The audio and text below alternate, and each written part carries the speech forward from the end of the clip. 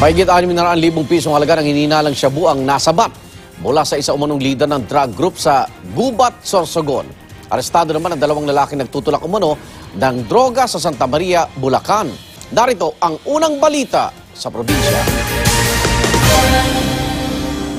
Sa kulungan ng bagsak ng dalawa umanong tulak ng droga na naaresto sa buy-bust operation sa San Jose del Monte, Bulacan, kinilala ang mga sospek na sina Julius Encomio at Joey Vergara. Ayon sa hepe ng Santa Maria PNP na nagkasa ng operasyon, matagal na nilang minamanmanan ang mga sospek na dumadayo pa umano sa kanilang bayan para magtulak ng droga. Nakuha mula sa mga sospek ang 32 gramo ng hinihinalang shabu na tinatayang nagkakahalaga ng 150,000 piso. Aminado naman ang mga sospek sa krimen. Aabot naman sa 630,000 halaga ng hinihinalang shabu ang nasabat mula sa umano'y leader ng isang drug group sa Gubat, Sorsogon.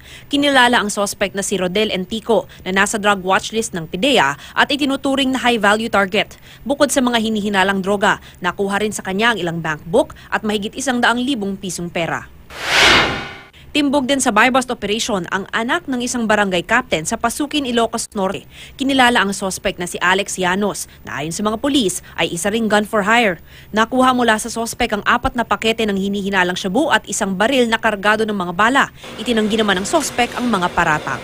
Para sa unang balita, Mav Gonzalez reporting.